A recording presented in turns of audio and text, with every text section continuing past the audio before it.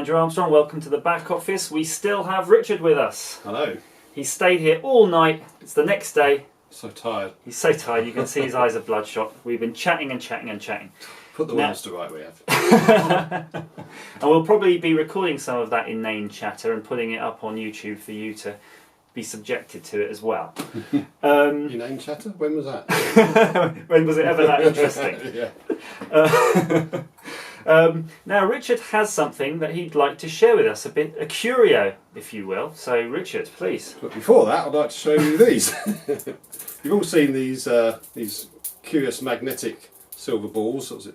Come on, you can hold them right up. Neo balls, I think they're called. All magnetic. You see, they sort of do weird things. Yeah, give us a couple. There's lots of demos on the web. If you. Oh, it's not focusing on them. They're too magnetic for the camera.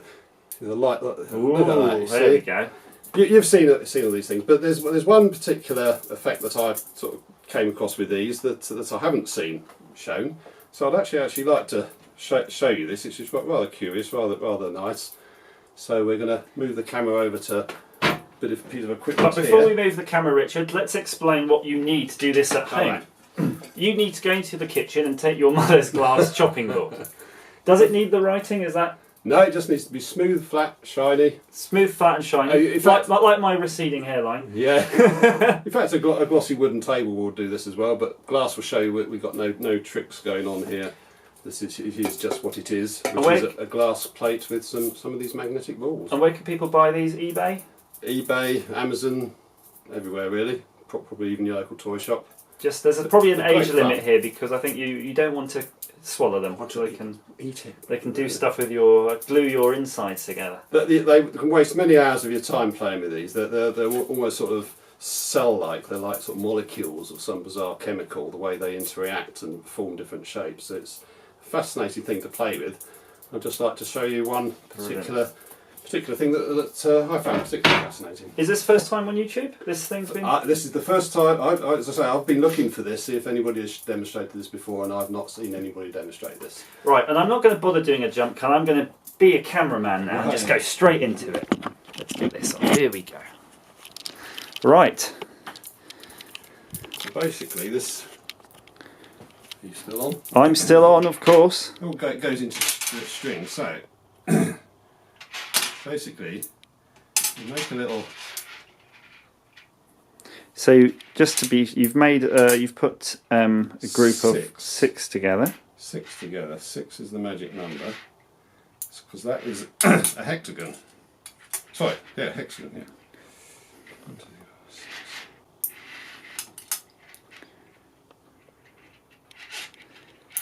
So far, so good. I see you're arranging them in a pattern. It's not going to. They're not going to collide into each other and do some sort of super collision and evaporate the back office.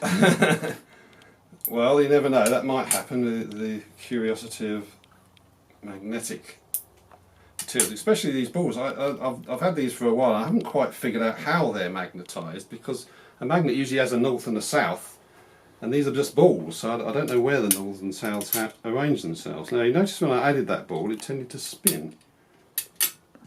Because, for some reason, although these should be completely flat, they never lie completely flat. The middle ball is always on one side or the other. Perhaps that is to do with this polarity a little bit. It's sitting, so. it's unhappy with Yeah, what it's doing. there's some equilibrium that is not being maintained. You can already start to see the effect that I'm talking about because all of them. Let's get that one out of the way.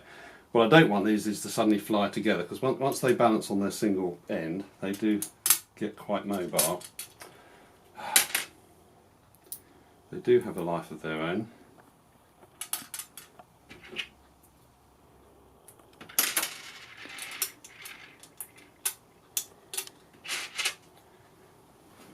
I believe also that if you were to say mark one of these balls with a colour, they are actually a compass.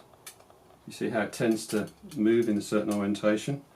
I think that's and it's that strong a compass that it's detecting the Earth's magnetic field. So now something that's important, Richard, for people at home Is it possible that this could be part of the engine of a perpetual motion machine? Because I know that you love to look at those sorts of videos on the internet. I do, and what really annoys me is that people don't understand the basic difference between force and energy.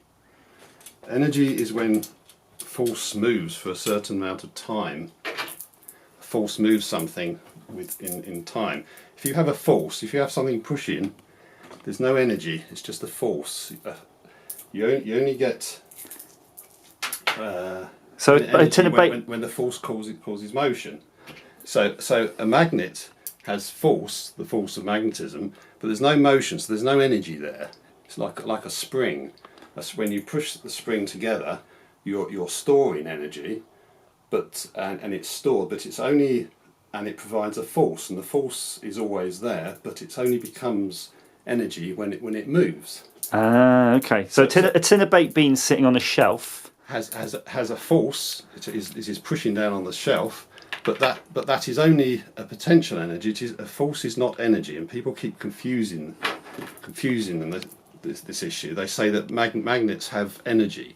They don't. They have a force. But it's only energy when the force causes something to move. But Richard, we all know that crystals have energy. Oh, we won't go into that. So each of these now is pivoting on its middle ball because they're slightly out of equilibrium. And they have a tendency to spin and turn. And they have such a tendency that just wiggling this here will cause this one to turn. Let's just free that one up. Ooh. See how they all, just make sure they're all concave in the right direction. You can get quite an array of these all lined up.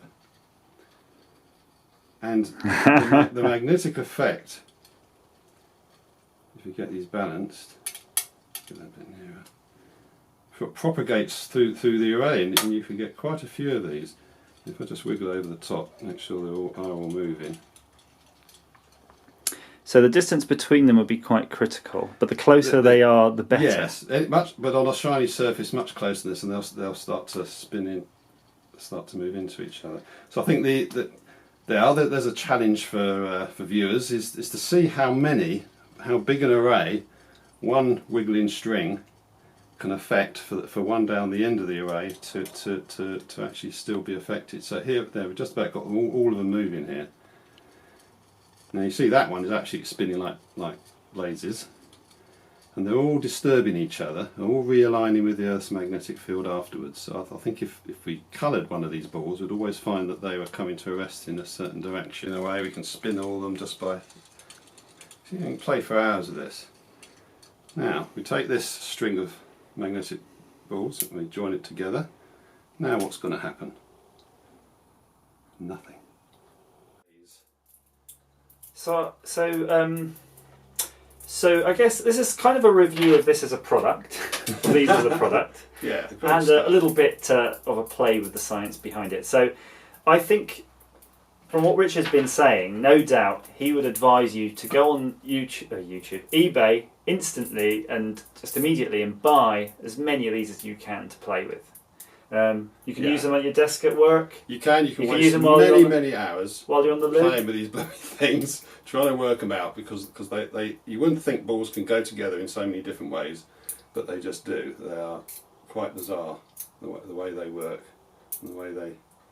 The real challenge is to make a solid cube out of them. It's actually very difficult because they'll get a mind of their own. Don't do that. I'm doing it so you don't have to. Yeah. So, well, I hope this has been of some use to you about the magnets. And please feel free to leave us some comments. And do click subscribe if you'd like to hear more inane science chatter. Nice piece of jewellery. And I believe I can convince Richard to come back and show us some more of his curious oddities. Indeed. Thanks for watching. See you later.